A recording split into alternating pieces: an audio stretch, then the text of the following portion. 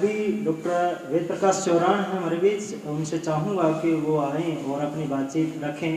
पूरा प्रिंसिपल हैं डॉक्टर वेद प्रकाश। इस तरह का महत्वपूर्ण मुद्दा इन्होंने उठाया। मुझे इसमें कई पक्ष दिखाई देते हैं। महिला का उत्पीड़न कर कौन रहा है, और लग ये रहा है कि महिला का उत्पीड़न कर कौन नहीं रहा है, सारा ही समाज करने लग रहा है। आंकड़े प्रस्तुत करना मुझे नहीं लगता यहाँ जरूरी है। कहते हैं 80% क्राइम तो सेक्सुअल हैरेसमेंट का घर से ही या रिश्तेदारों से ही हो रहा है। उसका इलाज तो हम खुद ही सोच सकते हैं। असली समाज में जो समस्या है वो है बाहरी। वैसे तो उत्पीड़न कई तरह का है, पर सेक्सुअल जो हैरेसमेंट है मुझे लगता है वो सबसे ज़्यादा खतरनाक है। उसके कई सारे पक्ष हैं। आर्थिक पक्ष, अगर सेक्सुअल हैरेसमेंट हम बाहर की देखें तो उसमें भी बुजुर्गों का हिस्सा कम है। युवा, जो फ्रस्ट्रेटेड युवा है, जिसके दिमाग में करने के लिए कुछ भी नहीं बचा, और बहुत सारे तो ऐसे भी हैं बेचारे, पढ़ भी लिए, एग्ज़ाम भी पास कर लिया, इंटरव्यू भी हो गए, सिलेक्शन भी हो गए, लेकिन नौकरी अभी भी नहीं है। इस तरह का फ्रस्ट्रेटेड युवा जब घर वाले लोगों से बात करता है तो वहाँ से भी झिड़की ही मिलती है, वहाँ से भी दुत्कार ही मिलती है। फिर वो प्रेम प्यार, हर जीव इस धरती पे आया है, उसे हर एक को स्नेह चाहिए, प्यार चाहिए, प्रेम चाहिए। वो भी इधर उधर भटकता है, माँ बाप से दूरी बन गई है। फिर वो अपने साथियों से बात करने की कोशिश करता है, वो उससे भी ज़्यादा फ्रस्ट्रेटेड है। और बदकिस्मती से कोई इस तरह की लड़की या इस तरह की कोई रिश्तेदारी में या कोई भी अपोजिट सेक्स का इंसान उसे पसंद आता है तो वो कोशिश करता है, उसकी तरफ आकर्षित होता है, और वहाँ से शुरुआत होती है। कितने ही आप देखोगे एक तरफा प्यार के किस्से आपने सुने होंगे, तेजाब डाल दिया, ये कर दिया, वो कर दिया। ये सारे इस विघ्न की जड़ कहीं ना कहीं मुझे ये भी लगता है कि अगर कोई युवा आर्थिक तौर पर संपन्न है, कमाता खाता है, जरूरी नहीं नौकरी ही हो, किसी भी तरीके से अगर कमाता खाता है तो ऐसा होने की संभावना कम है। सामाजिक पक्ष, हम इस बात को क्यों नहीं मान लेते कि ये समय बदल गया है। वो समय बदल गया जब हम कपड़े बढ़िया पहन के अच्छे इंसान बन जाते थे। आज की युवा पीढ़ी समय के साथ बदल रही है। वो जीन्स भी पहनेंगे, फटे हुए भी पहनेंगे, फैशन भी करेंगे, इधर उधर खड़े भी होंगे। आप अपने घर में बैठे बैठे भाषण देते रहिए, उससे उनको कोई ज़्यादा फर्क पड़ने वाला नहीं है। हमें इस बात को एक्सेप्ट करना पड़ेगा। उनको बदलने के चक्कर में हम और नुकसान करते जा रहे हैं। मुझे बहुत बार ऐसा लगता है कि जो जिन संस्कारों का ढिंढोरा हम पीटते हैं ना, उन बच्चों के पास संस्कार क्यों नहीं है। कभी सोचा आपने? हम संस्कारों के ठसाठस भरे पड़े, किसने दिए थे? क्या हमने खुद सीख लिए थे? क्या हमारे पेरेंट्स ने दिए थे? जिन खापों की बात करते हो, मुझे याद है मेरे दादाजी सारे ठोड़े में आके अनाउंस कर देते थे कि इस बार अपने ठोड़े से जो पंचायत है उसमें महावीर जाएगा। किसी की हिम्मत नहीं होती थी कोई दादा से ये पूछ ले कि महावीर क्यों जाएगा। और वो इतने जुडिशियस तरीके से करते थे, इन घरों में से ले लिया, अगली बार उनमें से ले लिया, अगली बार उनमें से। इज्जत तब होती है खंडवा बांधने से या भाषण देने से इज्जत नहीं होती। इसलिए अगर संस्कार हमारी पीढ़ी में नहीं है तो उसका कसूरवार पहले अपने आप को मानिए कि हाँ, हमसे ये भूल हुई है, हम इस बात में टोटली फेल हो गए हैं कि हमारे पास जो संस्कार थे वो अगली पीढ़ी को हम नहीं दे पाए। बड़ी बड़ी बातें करने से संस्कार नहीं आते। बहुत सारे लोग यहाँ कह के गए संस्कारों की जरूरत है। अरे कैसे आते हैं वो संस्कार? जब हम में गुण होंगे तो हमारे बच्चों में अपने आप आ जाएंगे। घर पे जो आप कुकर्म करते हैं, घर पे आप जो महिलाओं के बारे में चुटकुले और महिलाओं के बारे में जो बात करते हैं, फिर आप ये इंतजार कर रहे हैं कि आपकी सिस्टर को कोई कुछ नहीं कहेगा, आपकी बेटी को कोई पुचकारेगा प्यार से। जैसा घर में माहौल होगा। क्या देखते हो आप टीवी पे? हमें शर्म आती है। हम किसी का भी अपोजिशन तो कर देते, मीडिया ने सत्यानाश कर दिया। अरे मीडिया ने आपको रिमोट भी दे रखा है, आप अच्छी अच्छी चीज़ देखिए टीवी पे, बच्चे अपने आप अच्छी देखने लग जाएंगे। आप अड़ंगा देख रहे हैं, मम्मी ऐसे सीरियल देख रही है, तो बेटी तो अपने आप सीख जाएगी। मुझे लगता है युवा पीढ़ी को क्रिटिसाइज करने की बजाय या उनके ऊपर सारा ठिकरा फोड़ने की बजाय हमें अपने आप का आत्म अवलोकन करना चाहिए कि हम क्या कर रहे हैं। जनरेशन गैप, भाषण देने की बात नहीं है। जनरेशन गैप उसको नहीं कहते। जनरेशन गैप होता है पीढ़ियों का फर्क। उस पीढ़ी को क्यों बार बार कह रहे हो? आप अपने आप को सुधारो ना, आप कोशिश करो ना। समय बदल गया। लिव इन रिलेशनशिप कह रहे हैं, टेस्टिंग हो रही थी, फिर कहाँ गए हुए थे जब टेस्टिंग हुई? तब लिव इन रिलेशनशिप आज का एक सच्चाई है। दो युवा, एक लड़का और एक लड़की, अपनी मर्जी से खुशी खुशी अगर किसी तीसरी जगह रहना चाहते हैं, आपकी कोई गुदड़ी नहीं उनको आप रोक सको। कानून उनके हक में है, पार्लियामेंट ने पास कर रखा है। हमारे यहाँ 2 कोनों में खड़े होकर उल्टी सीधी बात कर देने से थोड़ा बदल जाएगा। तो जमाना बदल गया है। जनरेशन गैप को अगर कम करना है तो युवाओं को मत कहिए, आप अपने आप को जरा ऊंचा उठाइए। हम किसी और समय में पैदा हुए थे, हमारे दादा ये थे, हमारे पापा ये थे, सामने आंख नहीं मिला करते। अरे आप 1940, 45, 50 में पैदा हुए थे, अब 2000 आया हुआ है, सब कुछ तो बदल गया। मैं देख रहा था, हमारे एक भाई हैं, जहाँ भी बैठते हैं वो रेडियो ला के रख देते हैं कि ये भजन सुन लो जी। ये हो गई है हमारी हालत। जो आर्य समाज हमारे देश को बदल सकता था उसकी हमने ये हालत कर दी, कोई सुनने वाला तैयार नहीं। माइक में रिकॉर्ड कर रखा, 4 आदमी नीचे आए, वहाँ जाके रख देते हैं। मैं खाप का ये लेटर देख रहा था, ओम प्रकाश जी ने बड़ी अच्छी अच्छी बात लिखी होंगी। क्या इसको पढ़ने वाला कोई भी नहीं है? मुझे नहीं लगता इस पूरे के पूरे पेज को एक भी आदमी ने पढ़ा होगा। कोई बात नहीं, अपने अपने विचार हैं जी। मैं बिल्कुल चुपचाप बैठा था, आप लोगों ने जो भी कहा है जी, बीच में बोलने की बात नहीं है। और यही समस्या है हमारे समाज में, हम युवा को अपने साथ नहीं लेके राजी। अभी परसों की बात है, बस स्टैंड पे सीनियर सेकेंडरी स्कूल है, वहाँ मैं ऐसे ही लेक्चर देने लग रहा था। तो मैडम ने मेरे पास, प्रिंसिपल मैडम ने आके बताया कि जी हमारे स्कूल में ऐसे ऐसे पेरेंट्स आते हैं जो ये शिकायत करते हैं कि मेरा बच्चा जो +2 में पढ़ रहा है ना, 2 महीने से मेरे से बोल नहीं रहा है, और मैं नहीं चाहता कि आप उसे ये बात बताएं, लेकिन मैं ये चाहता हूँ कुछ ऐसा करें कि वो मेरे से बातचीत कर ले। कैसे बातचीत कर ले? कोई एक भी बात मानने के लिए तो आप उसकी तैयार नहीं। यहाँ खड़े होकर कह रहे हैं आप घर में 7वीं खाना बनना चाहिए। कोई खा के राजी है आज 7वीं खाने को? आपके कह देने से थोड़ा 7वीं खा लेंगे। आप खा लो ना आप। अरे सर खा लो, कितने घर हैं ऐसे? सच्चाई को आप जोर जोर से बोलने से वो बदल नहीं सकती आपकी। आप जैसे कितने आदमी यहाँ बैठे, इनमें से हाथ उठवा के देखो कितने लोगों ने चूरमा खाया पिछले 6 महीने में। बड़ी बड़ी बात सर मैं भी कर दूंगा, लेकिन जो सच्चाई है ना उसको स्वीकारो आप, और स्वीकारोगे तो कोई समाधान निकलेगा। बाप बेटे की बात कर रहे थे कि बेटे को, अरे बेटे की बात कर रहे हो, मैं तो कहता हूँ जब चुनाव आते हैं ना, हम ये नहीं देखते कौन सा गुणों का भरा पड़ा है, हम ये देखते हैं मेरे को कौन सा जानता है। ये हमारी सच्चाई है। इसको जब तक हम एक्सेप्ट नहीं करेंगे, मुझे नहीं लगता सेमिनारों से कुछ निकलेगा।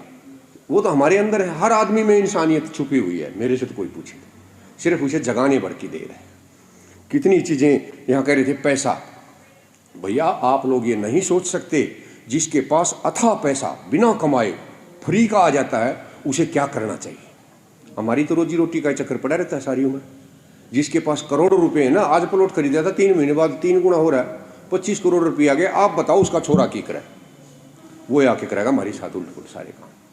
तो ये भी एक समाज की सच्चाई है कि कुछ लोगों के पास इतना पैसा आ गया और बिना कमाए आ गया है कि उनके बच्चे बिगड़ेंगे ही बिगड़ेंगे, और उसका हमारे पास समाधान उनका तो है नहीं, पर हम अपना कर सकते हैं।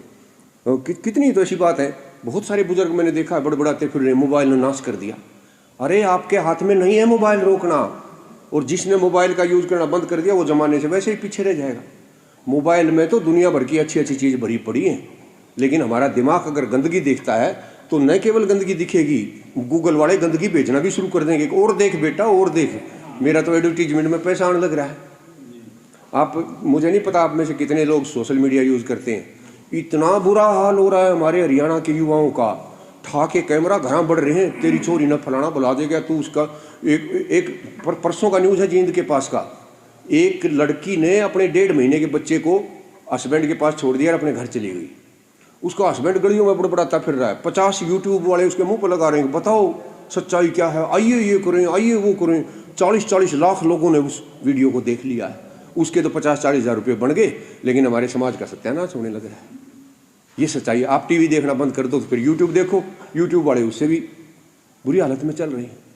तो अगर हम अपने आप को जब तक नहीं सुधारेंगे, मेरा बाबू अगर गुनाह का भरा है ना, कोई रोक नहीं सकता मैंने अच्छा आदमी बनता है, और मेरे बाबू में 50 कमी है तो मैं उसकी 2, 3, 4 कोई ना कोई बात तो जरूर उसकी। अगर संस्कार देने हैं तो मुझे लगता है संस्कार अपने आप के अंदर आने चाहिए। आपको याद होगा, खापों से मुझे बहुत ज़्यादा उम्मीद है, बहुत अच्छा काम कर सकते थे। हमने वो समय देखा है जब पंचायतें फैसला करा करते, सारे गांव में कर दे, पुलिस हमारे बचपन में शायद कदे आई और बैठ के फैसला कर दिया करते थे। अब हमारे में गुण नहीं रहे, अपने आप पर हम प्रधान बने पड़ रहे हैं। कोई आपकी बात ने सुननी है से, सारे प्रधान प्रधान बैठे हैं हम यहाँ, कोई आ रहा है, कोई आपकी बात नहीं सुन, कोई अखबार वाला आपकी इज्जत करे? बहन ने भाई को, हस्बैंड वाइफ के बच्चे हो रहे और फिर हमने उस पर पहुँची बंधवा दी। ये हमारी शान में कल की 3-4 साल पहले उठी थी। धनखड़ साहब का वक्तव्य, कितने ही अच्छे आदमी हैं, लेकिन सारा मीडिया उस छोटी सी क्लिप ने दिखावा जो 21 साल की मुद्दे पे आ रही थी। कितनी बेइज्जती होती है हमारे बुजुर्गों की, किस लिए होती है? बस क्योंकि हम अपने युवा वर्ग से, अपने बेटी बेटियों से कट गए हैं, उनसे हमारा दूरी इतनी हो गई, हम आपस में बात ही नहीं करते। महिलाओं का सम्मान करेंगे। मैंने आज तक किसी सम्मेलन में महिला 50-40 बैठी नहीं देखी। अलग से महिला का करवा देंगे, क्यों भाई? वो इंसान नहीं है। युवा हमारे साथ ही एक भी नहीं होता, कहीं नहीं होता। जब तक हम युवाओं को साथ नहीं लेंगे, उनकी बड़ास नहीं निकलवाएंगे, उनको नहीं बताओगे कि हमारा इतिहास क्या था, हमारे पूर्वज क्या थे, हमारे कितने सारे गुण हैं। हमारे गांव में, मैं तो कहता हूँ, गांव में कितने बड़े बड़े काम थे। हमारे दादा बाबू कितने बड़प्पन से ठसाठस भरे थे, इतने न्याय करा करते हुए। खुशी मनाने का इतना गजब का तरीका था। भाईचारा उससे बड़ा मैंने आज तक नहीं देख लिया। इतने प्रेम प्यार से, भाई राम कुमार का गेहूँ ना लकड़े हैं, बाकी सारे ने अपने अपने बर्द भेज दिए और गा के उसने पटदे लिया करते। इसका भाई एक सूखन लग रहा है, जब गाड़ी ला दिया कोल्लू में, इसका ध्यान रखियो भाई थोड़ा है। आज है कोई ऐसी बात? किस लिए हम अपने बच्चों को लताड़ रहे हैं कि थारे पास संस्कार नहीं? हमने सारे छोड़ दिए। गांव में जो डक्का पट गया वो ही चलता बने उड़ गए है। नहीं, जिसने 4 अक्षर पढ़े, हम उस कैटेगरी में हैं। जिस दिन नौकरी लगा, मेरा इतना मन करे भाई मैं गांव में ठाकी सर पर धर लूँ, पर गांव में जाके एक भी ठीक बात कह दो, गर्दन काटने तैयार हो जाए। मैंने सारा गांव इकट्ठा कराया, मैं कहा भाई इस नकल ना कराओ, और अच्छा तन बात आ गई, नौकरी मिल गई ना, ज्यादा बड़ी बड़ी बात करे। फिर भी मैंने अगले साल फिर जाके करी, जब तक मेरे धक्के मार के बाहर काट दिया ना गांव से।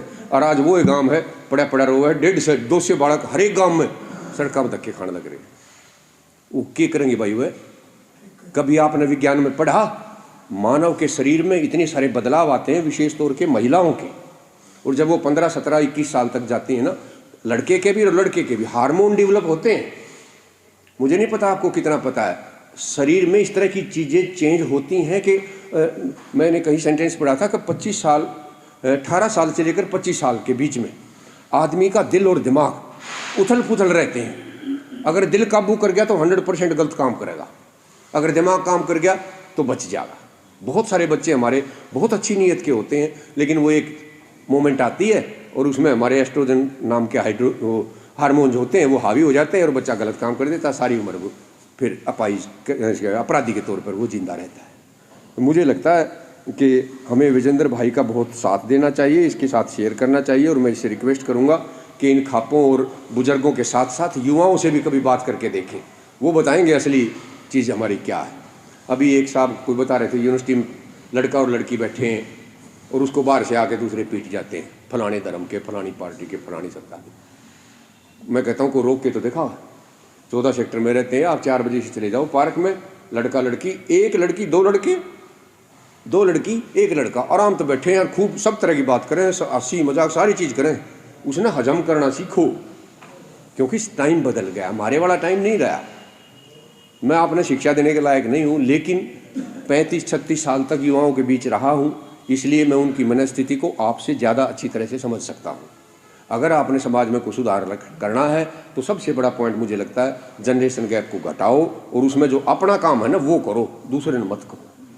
अपने बच्चों से जुड़ने की कोशिश करो। बेटियां तो बेटों से भी प्यारी होती हैं, आपने देखा होगा, कभी ये नहीं आता रिजल्ट आया, हमेशा ही लिखा जाता है बेटियों ने बाजी मारी। किन की बात कर रहे हो आप? जिनको लड़की हो जाती, मैडम कह रही थी। मैं कहता हूँ लिख के दे सकता हूँ, जिसके यहाँ 2 बेटी है ना, वो आदमी आज से 10 साल बाद सबसे सुखी इंसान कहलाएगा। बेटे मारेंगे जूत, बेटियां ही आपको संभालेंगी, अगर हमने संस्कार थोड़े बहुत बचा के रखने हैं तो। और अभी पता नहीं किन से, गहलोत साहब से मेरी बात हो रही थी कि पिछला जो सम्मेलन था ना, उसमें बड़े प्रभावी वक्ता थे। मैंने कहा यही हमारे समाज की सच्चाई है।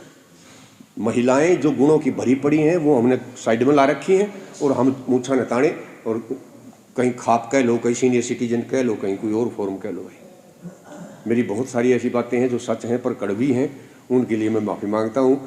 वजिंदर को एक बार फिर से शाबाशी देता हूँ, आपने मेरी बात सुन ली, उसके लिए बहुत बहुत धन्यवाद।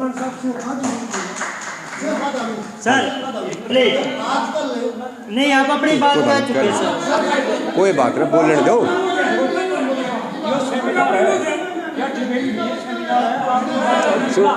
हम आपस में कर लेंगे, आपस में बात कर लेंगे।